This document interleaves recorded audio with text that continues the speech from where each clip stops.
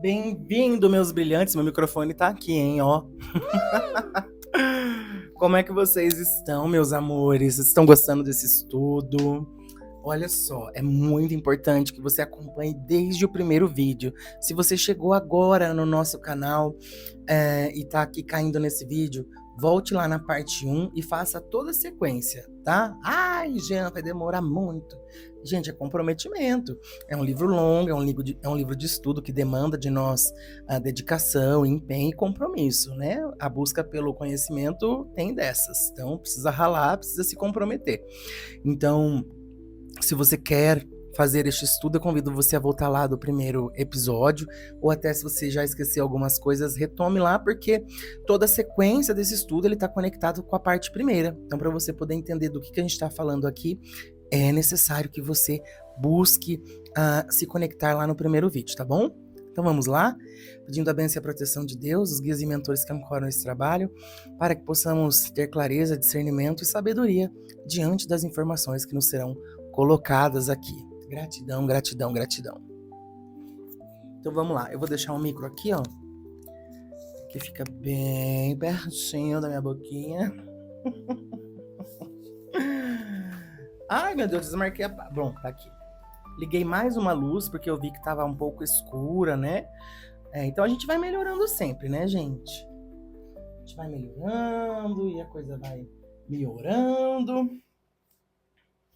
Então vamos lá. A alquimia e a primeira aparição de Thoth. A certa altura, os anjos me levaram. Lembra que apareceram 2 anjos, né?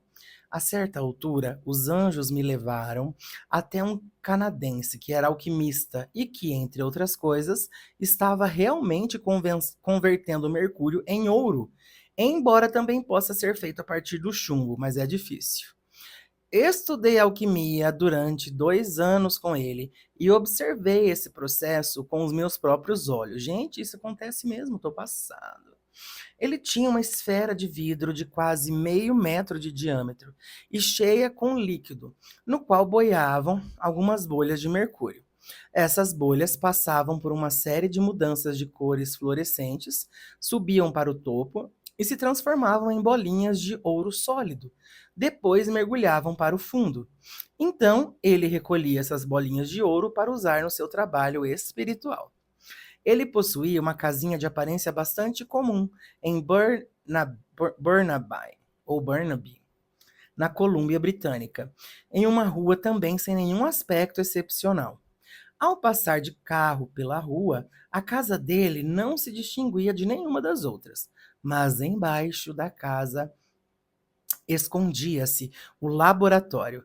Ele gastara milhões de dólares do seu ouro para cavar embaixo da casa e construir um imenso complexo cheio de equipamentos eletrônicos, de todos os tipos para dar continuidade à sua obra. Ele não tinha a menor preocupação. Opa, sumiu aqui. Ele não tinha. Onde eu tô? Pera. Um que eu tô, pra um que eu vou. Ele não tinha a menor preocupação com dinheiro. E é claro que o propósito da alquimia não é produzir ouro ou dinheiro, mas entender o processo de como o mercúrio ou chumbo se transformam em ouro. Atualização. À luz das novas descobertas em torno do ouro em pó branco monoatômico, descoberto por David Hudson, pode ser que haja uma correspondência material com o ouro, assim como uma entidade espiritual. Olha só, gente. Vamos entender isso. É o processo que é interessante, porque o processo de passar do mercúrio para o ouro é idêntico ao processo pelo qual passa o ser humano ao seguir do nível de consciência para uma consciência crística. Existe uma correlação exata. Na verdade, para estudar tudo sobre a alquimia, seria preciso estudar todas as relações químicas existentes, porque cada relação tem um aspecto experimental, correspondente a alguma coisa na vida. É a velha expressão, assim em cima como embaixo. A propósito, Thoth é o homem que originalmente pronunciou essas palavras quando era conhecido como Hermes na Grécia. E aqui eu vou fazer uma pausa para a gente prosear um pouquinho. Inclusive, a própria estrela de 6 pontas, ela fala pra nós... Ah, acho que vou pôr esse microfone na minha roupa, gente. Eu não quero ficar preso ali, eu quero ficar hablando. A própria estrela de 6 pontas, que a gente entende que já é o cubo, o próprio cubo chapado de forma plana, né? Aquele cubo de... Não é o cubo de Metatron. Tem um nome essa figura, já vou procurar depois para lembrar. Mostra para nós, até os estudos da Cabala e da Árvore da Vida, da Sefirós, né? Fala para nós de que tudo que é em cima também é embaixo. E esse é um princípio... Me veio hermêutico à cabeça. Hermenêutico. Não sei o que é isso, vou pesquisar, tá? E de qualquer forma, segundo o autor, essa máxima foi dita por Thoth, quando era conhecido como Hermes, que viveu sua vida lá na Grécia. Tá? Então, esse processo alquímico, que eu já tinha ouvido falar, ele tinha... Eu sempre achava que era metafórico, como a maioria das coisas que a gente vê espiritual fala, é uma metáfora, né?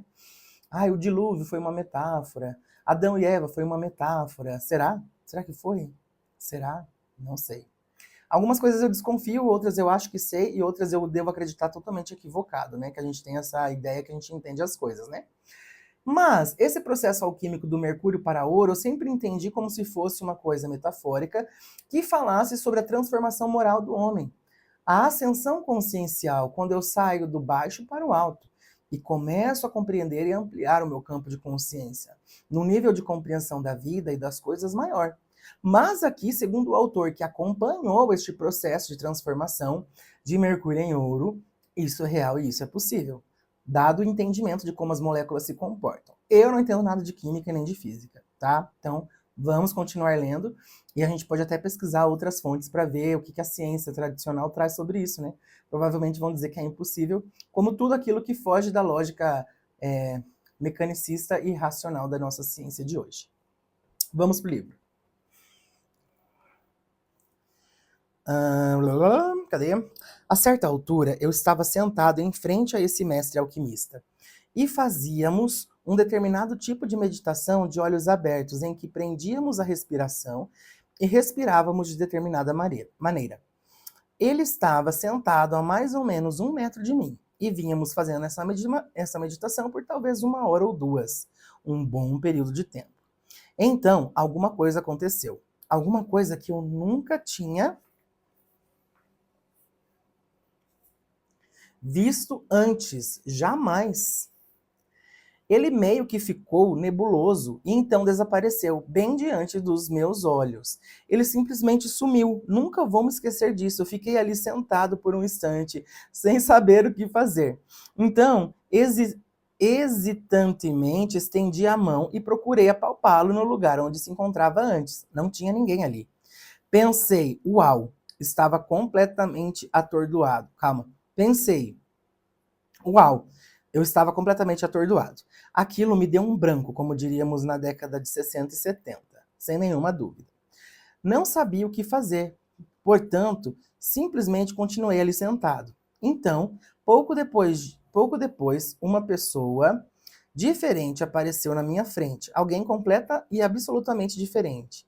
Não passava nem mesmo perto dele. O meu mestre alquimista tinha 35 anos, e aquele sujeito devia ter uns 60 ou 70 e era bem mais baixo, 1,70 m mais ou menos. Era um sujeito franzino, parecia egípcio. Tinha pele escura e o cabelo era meio comprido, puxado para trás.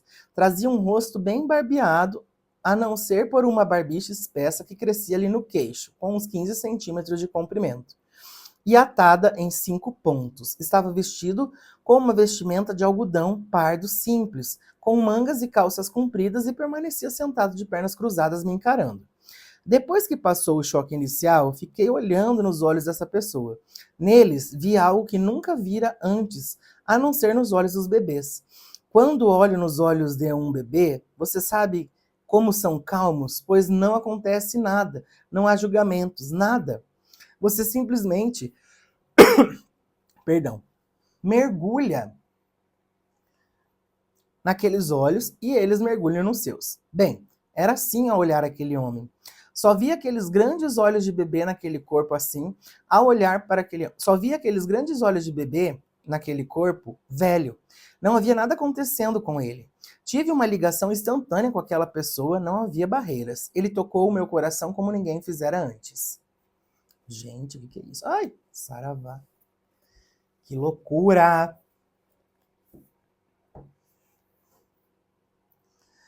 Onde eu parei? Como ninguém fizera antes. Aqui. Ele me fez uma pergunta. Disse que estavam faltando 3 átomos no universo e queria saber se eu sabia onde eles estavam. Não fiz a menor ideia do que ele queria dizer, então eu respondi: bem, não. Então ele me proporcionou uma experiência que não vou descrever, que me mandou de volta para a época do início da criação e trouxe-me de volta outra vez para o presente. Foi uma experiência fora do corpo muito interessante. Quando regressei, compreendi o que ele queria dizer com os 3 átomos ausentes. Pelo menos pensei que compreendia. Então comentei: bem, acho que o que você quis dizer é o seguinte, e continuei dizendo a ele o que pensava que fosse. Quando terminei, ele simplesmente sorriu, inclinou-se para mim e desapareceu. Pouco tempo depois, o meu mestre alquimista reapareceu. O meu mestre não sabia da mudança que acontecera. Tudo o que acontecera parecia ser apenas uma vivência minha. Saí dali totalmente preocupado com a experiência. Na época, os anjos me faziam trabalhar com 4 professores. Então eu ia de um para o outro e depois para o outro, e a minha vida era realmente muito ocupada. Mas não conseguia pensar em mas não conseguia pensar em mais nada a não ser naquele homenzinho que aparecera para mim. Não lhe perguntei quem ele era e ele não reapareceu. O tempo passou e finalmente a experiência foi caindo no esquecimento. Mas eu sempre me perguntava, quem era aquele sujeito? Por que ele fizera pensar naqueles 3 átomos e que tudo aquilo significava? Sentia vontade de vê-lo outra vez, porque ele era a pessoa mais pura que eu já vira na vida, em toda a minha vida. 12 anos depois, descobri que ele era Thoth. Em 1º de novembro de 84, ele reapareceu na minha vida e me ensinou muita coisa, mas novamente essa história também fica para depois. Vamos falar agora de Thoth, o Atlante. Viveu em Atlântida, o Thoth também. Esse homem... deixa eu arrumar minha coluna aqui, peraí. Que eu tô meio desconfortável aqui. Tô muito pra frente. Esse homem, Thoth, do Egito, está presente praticamente no começo da Atlântida. Ele descobriu 52 mil anos atrás como permanecer consciente num corpo continuamente sem morrer. E assim permaneceu no seu corpo original desde aquela ocasião. Até 1991, quando adotou um novo modo de ser muito além da nossa compreensão. Ele viveu por quase todo o período da Atlântida e até mesmo tornou-se rei dos Atlantes por um período de 16 mil anos. Durante esses anos, ele chamava Tiket Arlich Vomalites. Seu nome, na verdade, era Arlik Vormanite. Arlik Vomalites. E Shiktet era o título que significava o buscador da sabedoria, porque ele realmente queria ser o que a sabedoria era. Depois de que Atlântida fundou, vamos comentar sobre esse assunto em maiores detalhes depois. Arlit Vomalites e os outros seres adiantados precisaram esperar por cerca de 6 mil anos antes de poder começar a reestabelecer a civilização. Quando o Egito começou a nascer, ele tomou a iniciativa e passou a chamar-se Thoth, mantendo o nome durante o período do Egito. Quando o Egito chegou ao fim, foi Thoth que deu início à seguinte cultura mais importante, que foi a Grécia. Gente, esse homem fez tudo! Os nossos livros de história afirmam que Pitágoras era o pai da Grécia e que foi por meio da escola pitagórica que a Grécia se desenvolveu. E foi a partir da Grécia que surgiu uma nova civilização atual. Pitágoras afirma nos seus escritos que Thoth levou-o pela mão, conduziu-o para baixo da grande pirâmide e lhe ensinou a geometria e a natureza da realidade. Depois que a Grécia nasceu a partir de Pitágoras, Thoth entrou naquela cultura com o mesmo corpo que tinha durante a época da Atlântida. Gente do céu, calma, meu cérebro tá bugando. Depois que a Grécia nasceu, a partir de Pitágoras, o Thoth entrou naquela cultura com o mesmo corpo que tinha durante a época de Atlântida e passou a chamar-se Hermes. Assim está escrito: Arlik, Vomalit, Thoth e Hermes são a mesma pessoa. A história é verdadeira? Leiam A Tábua de Esmeralda, escrito 2000 anos atrás por Hermes. Pausa para a gente anotar esse título. Eu tenho ali meus cantinhos com os nomes dos livros que ele está recomendando, porque é muito importante que a gente busque essas referências e estude essas coisas, gente, para a gente poder tirar nossa conclusão. A Tábua de Esmeralda. Esse livro foi escrito 2000 anos atrás por Hermes. Coloque aí, Hermes. Já tem uns 5 livros aqui no meu negocinho para estudar. Saravá. Bom.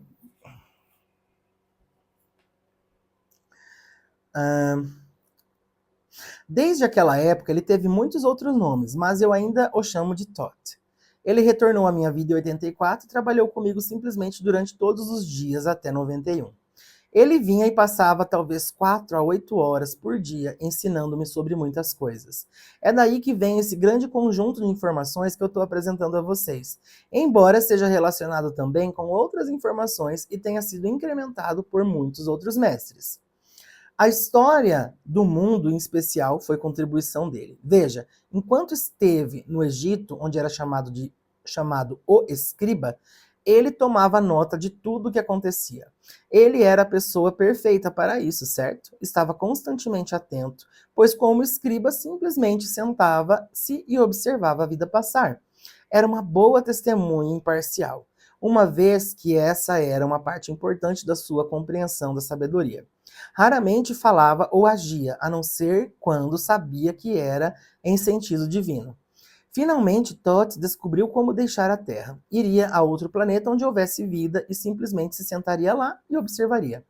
Nunca interferiria, nunca diria uma só palavra.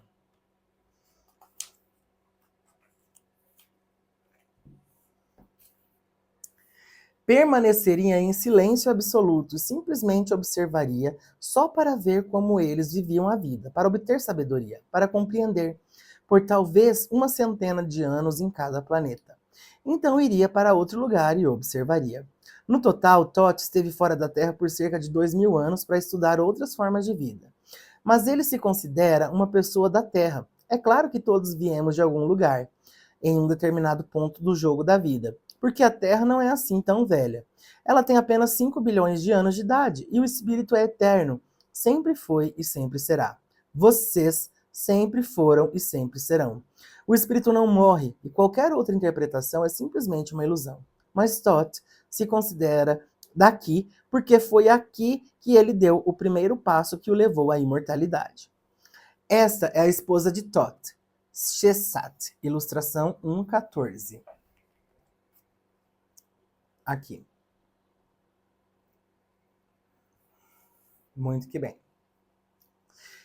Ela é uma pessoa das mais extraordinárias. Em alguns sentidos, pelo menos, ela é tão extraordinária quanto Thoth, se não mais. Ela foi a primeira pessoa a trazer-me conscientemente para a Terra, o que aconteceu aproximadamente há 1500 anos antes de Cristo. Eu não estava fisicamente aqui, mas tinha feito uma ligação consciente entre as dimensões, e ela se comunicou comigo por causa de um problema que os egípcios estavam tendo no país, que, do ponto de vista dela, acabariam por afetar o mundo inteiro e com consequências para a humanidade. Trabalhamos muito próximos um do outro. Ainda tenho um amor profundo por ela e uma ligação muito intensa, embora ela não esteja mais aqui, nem Thoth. Em 91, juntos eles deixaram toda essa oitava de universo e passaram para um tipo completamente diferente de experiências de vida. As suas ações são importantes para nós, conforme vocês verão.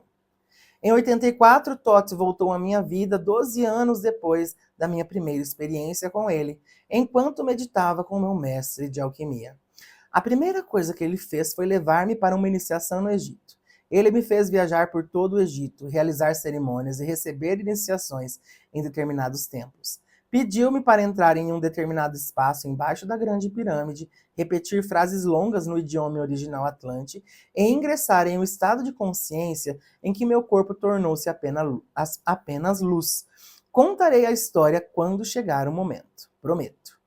Vamos continuar falando de Thoth, geometrias e flor da vida, mas pausa para o respiro. Foram muitas informações. Dê tempo para você processar tudo isso. Tranquilize seu coração, é aos pouquinhos que a gente vai compreendendo, tá bom? Eu digo para vocês que esse livro só está ficando cada vez mais interessante. O que você está achando desse estudo? Já tinha ouvido falar sobre tudo isso? Eu tinha algumas pistas, mas nesse grau de profundidade que a gente está recebendo, confesso para você que eu ainda não tinha recebido. Tá bom? Eu espero que você esteja gostando. Não esqueça de deixar seu like, se inscrever, ativar o sininho da notificação. Isso ajuda bastante o nosso trabalho, brilhante. Beijo e até o próximo vídeo.